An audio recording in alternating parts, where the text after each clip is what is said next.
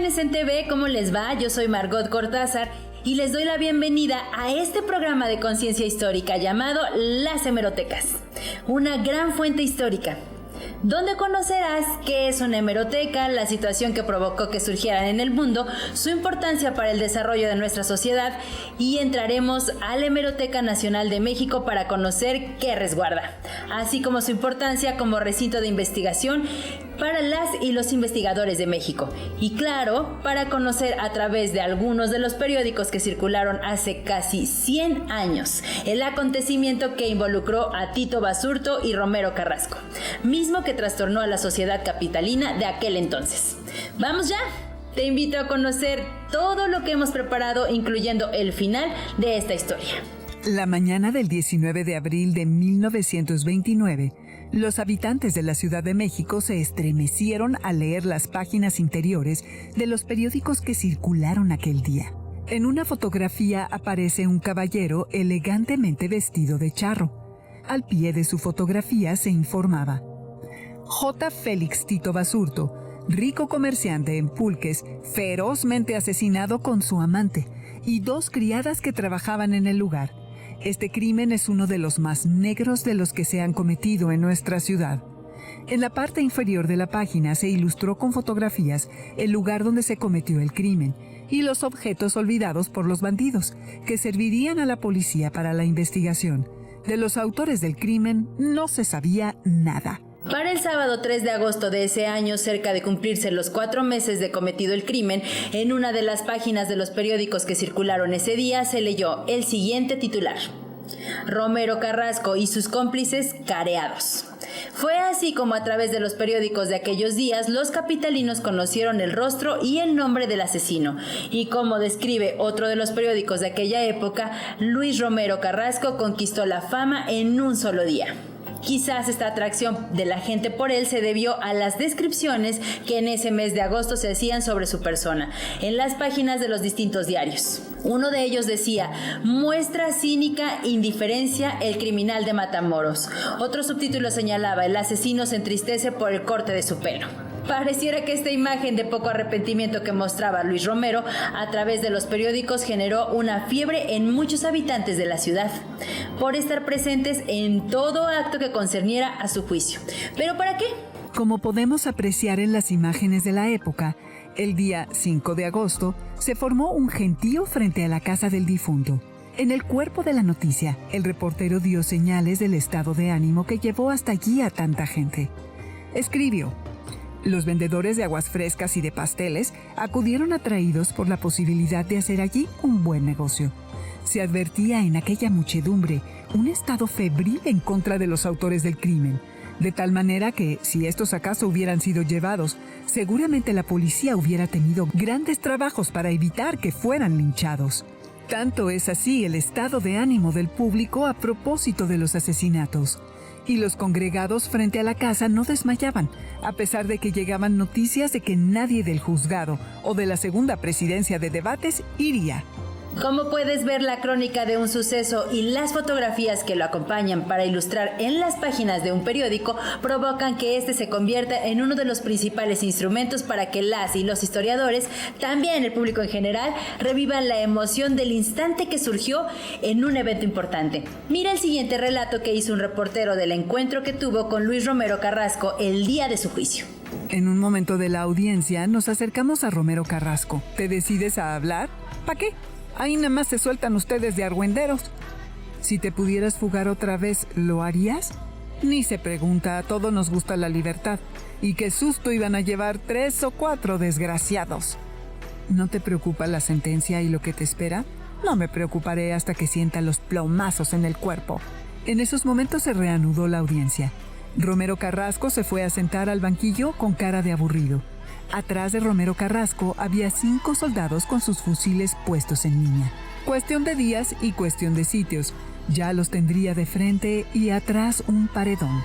En el amanecer del día 13 de marzo de 1932, Luis Romero Carrasco murió por los disparos que un custodio le dio cuando trataba de huir del tren que lo conducía a cumplir su sentencia en las Islas Marías. ¡Qué historia!, ¿verdad? Platíquenme. ¿Alguna o alguno de ustedes ha guardado periódicos o revistas de antaño? Si es así, busquen en ellos y compartan en nuestras redes sociales alguna historia que merezca ser contada. Cuando abres un periódico, ¿qué tipo de información es la que buscas? Los temas de mi interés, por ejemplo, en la actualidad busco sobre el COVID-19 o tal vez los deportes, por ejemplo, el básquetbol. ¿Sabes qué es una hemeroteca? Bueno, la hemeroteca es un lugar donde se guardan documentos para tener las respuestas correctas sobre un tema. Puede ser un edificio, sala o sitio web en la que se almacenan información sobre revistas, diarios o periódicos. La palabra hemeroteca proviene del griego hemera, que significa día, y de teque, caja del día. ¿Para qué sirven estas cajas? Las hemerotecas son centros encargados de conservar, custodiar y de guardar de forma organizada los fondos de las publicaciones periódicas para ponerlos a disposición de la población para su consulta e investigación. El ISSN, Número Internacional Normalizado de Publicaciones Seriadas, para publicaciones periódicas.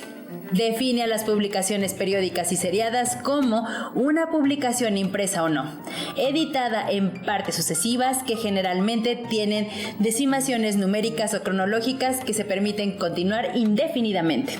Se consideran publicaciones periódicas los periódicos, las revistas, las publicaciones oficiales, boletines, gacetas, anuarios, informes, memorias, reportes y directorios. Algunos de estos se publican a diario, otros a la semana, a la quincena, etc. Los periódicos son las publicaciones periódicas más visitadas en las hemerotecas, porque son piezas armadas con varias secciones donde la o el lector puede revivir con la emoción del instante el hecho que atrapó a los que le antecedieron, conocer la crónica de cómo trascendieron y comprender a través de su análisis la historia de un hecho particular. Además de darnos la inmediatez con la que se dieron los acontecimientos, el periódico es el lugar de encuentro de las distintas formas de pensar que coexisten en la sociedad. En sus páginas se halla el punto de vista de intelectuales, filósofos, políticos, investigadores, científicos, historiadores, incluso gente de a pie, cuya presencia o testimonio preservados describen las distintas versiones de lo que ocurrió. Sin la crónica, reportaje u opinión que los acontecimientos merecieron en algún día, no habría historia. Otra publicación periódica muy visitada en las hemerotecas son las revistas, porque también son una ventana al pasado que muestra con artículos de información general o de una materia determinada las distintas actividades humanas presentes en las sociedades que nos precedieron. Sus páginas también han tenido el privilegio de poseer el pensamiento extenso y heterogéneo de la humanidad, desde el que está presente en una pequeña comunidad hasta el que impera en una nación. Los periódicos y revistas que resguarda una hemeroteca son invaluables. Son una de las principales herramientas de trabajo para las y los científicos sociales encargados de investigar sobre la historia y divulgarla. No solo ellos, las y los novelistas, escritores, cineastas e investigadores de todo tipo acuden a sus páginas para obtener la información que precisan conocer, para convertirla en libros de ensayo, de crónica, de reportaje, novelas, películas o tesis. Como ves, el acervo de una hemeroteca es muy importante para el desarrollo profesional de muchas personas, pero no solo a ellos les incumbe, también a las y los estudiantes. Como dice la bibliotecaria Dolores Borgoñós, sin una hemeroteca bien surtida y actualizada, se carece de los cimientos y del germen de todo estudio e investigación. La historia de las hemerotecas está sujeta a la aparición de las publicaciones periódicas. La primera en aparecer, de Gazzetta, en italiano, que salió en Venecia y se publicó con una periodicidad semanal, al principio del siglo XVII. Al ser esta ciudad el centro importante de muchas negociaciones políticas de Europa, en poco tiempo se replicó su esencia por otras regiones de este continente. En Francia, en 1631, el médico Teofastro Renaudot publicó las primeras gacetas y en Inglaterra surgen los Mercurios, con información satírica y política. En el siglo XIX más gacetas se fueron publicando y más a menudo, resultando aquí el origen de los diarios y demás obras periódicas que, con distintos nombres, se publican en todo el mundo.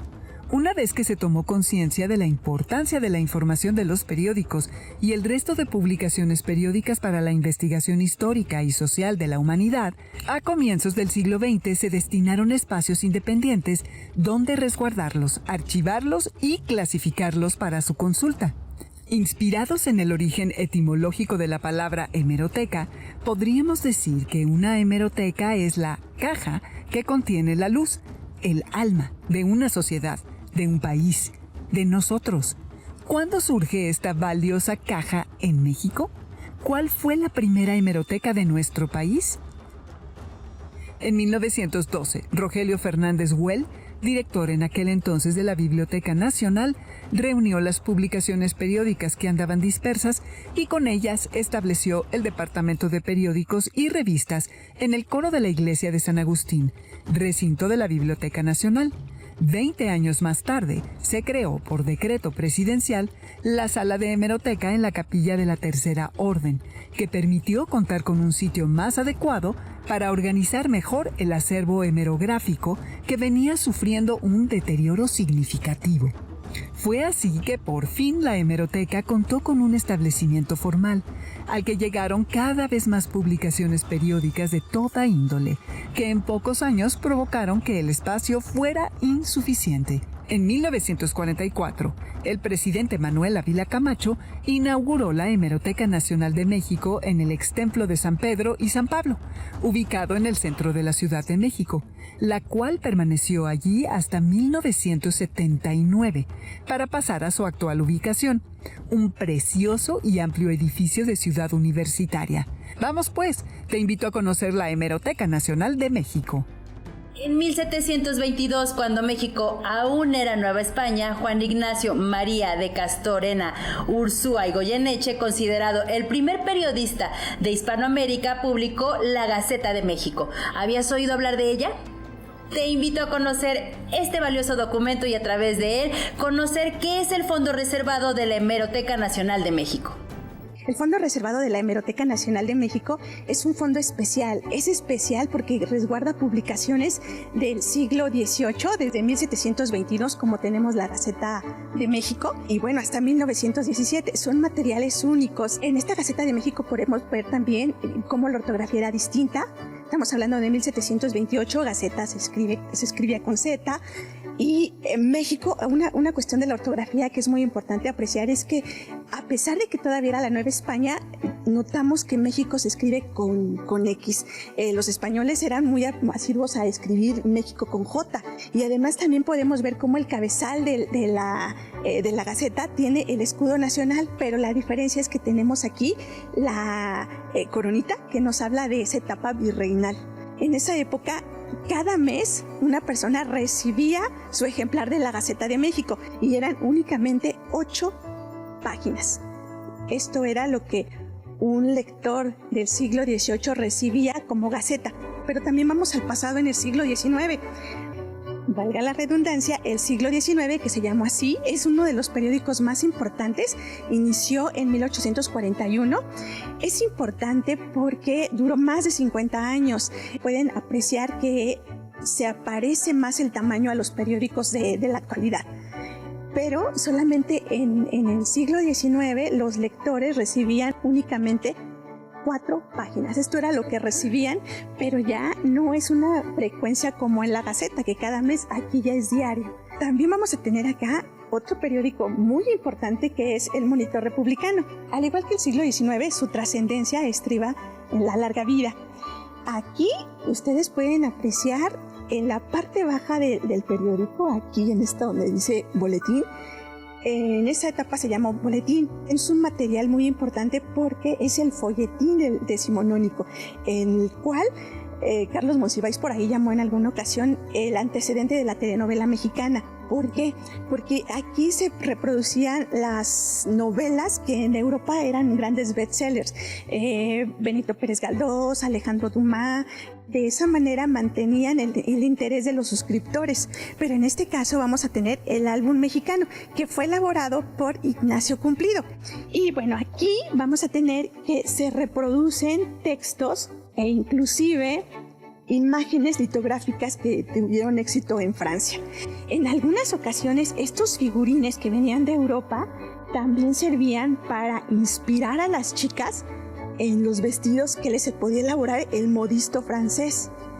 Generalmente en el siglo XIX las publicaciones para mujeres tenían nombres de flores. Tenemos las violetas de la náhuac, la guirnalda, el ramo de flores. Hay una riqueza en estos periódicos que nos deja ver esa vida cotidiana del siglo XIX. Hay escenas que nos hablan de lugares de la República Mexicana. Guadalajara, Puebla, la Ciudad de México. Y son litografías invaluables porque nos dejan ver cómo eran en ese siglo XIX, en 1839, cómo eran los lugares. Entonces son documentos históricos muy importantes, no solamente de la vida cotidiana, sino también de la arquitectura, del el paisaje, de la transformación que va a sufrir pues, diferentes lugares de nuestro país. Otra sección importante de la Hemeroteca Nacional de México es la del Fondo Contemporáneo, que alberga todas aquellas publicaciones periódicas que vieron la luz a partir de 1918 y lo que llevamos de este siglo. Vamos a conocer 2 periódicos destacados del siglo pasado. Imaginemos, ¿no?, lo que significó para el público ver esta noticia en letras rojas como la publicó el Universal, con las fotografías, y más adelante se publica incluso la foto de Zapata muerto, cuando se da la noticia de que Jesús Guajardo, el coronel, logra tender esta emboscada, esta trampa, presumiéndose desafecto del gobierno de Carranza y del constitucionalismo. Y entonces aquí vemos esta impactante noticia. Precisamente en 1923, en julio, pues es una noticia también de alto impacto. Al principio, pues bueno, se habla de que a lo mejor eran miembros de su propia escolta los que cometieron. Vemos aquí, por ejemplo, es el ejemplar también del Universal, también con una imagen grande de Villa, el gran caudillo. En el siglo XXI, las nuevas tecnologías y sobre todo el Internet han transformado el funcionamiento de las hemerotecas. Actualmente, sus servicios digitales ofrecen la posibilidad de acceder a publicaciones periódicas que hayan sido divulgadas de forma impresa o digital, actuales o pasadas. Gracias a Internet, las hemerotecas experimentaron un importante incremento en el número de usuarios, quienes ahora pueden realizar consultas desde su casa para contextualizar cualquier tipo de información. Acompáñame a escuchar al experto Edwin Alcántara, quien nos hablará de cómo la Hemeroteca Nacional de México se ha adaptado a la era digital. ¿A partir de qué fecha inició la era digital en la Hemeroteca Nacional? ¿Nos puede platicar cómo fue su inicio? La era digital en la Hemeroteca Nacional, bueno, tiene sus antecedentes hacia el año 2001, cuando se comenzó a gestar la Hemeroteca Nacional Digital. En este momento, pues comenzaron a hacerse las primeras digitalizaciones a partir de los microfilmes de publicaciones históricas existentes. Podríamos remontarnos un poquito más atrás, también cuando se empezaron a crear servicios automatizados de información, como el Servicio de Prensa Mexicana, Serpremex, que fue uno de los primeros servicios y que daba síntesis informativa de la prensa diaria, precisamente de temas de actualidad, como política, como derechos humanos, economía, cultura, en fin, una serie de temas por los cuales se daba referencia a los usuarios de todo lo que iba apareciendo en la prensa diaria y que tenía que ver sobre todo con las transformaciones que estaba sufriendo el Estado mexicano desde los años 90 del siglo pasado hasta las primeras décadas del presente. Este fue uno de los proyectos pioneros. ¿Cuáles son los retos de la Hemeroteca Nacional en la era digital? Claro, pues son muchos, son retos importantes, pero me parece que la hemeroteca los está enfrentando de manera muy comprometida, muy exitosa, porque se están desarrollando sobre todo varias estrategias para modernizar los servicios bibliotecarios. Antiguamente, pues los usuarios usaban los ficheros, los famosos ficheros de madera o metálicos, donde consultaban las referencias en tarjetas. Ahora, pues, los nuevos sistemas de información están completamente actualizados, están vinculados con otras instituciones, con otros medios de comunicación, De tal manera que uno de los retos principales de la hemeroteca es precisamente expandir su vinculación con otros medios, con otras instituciones.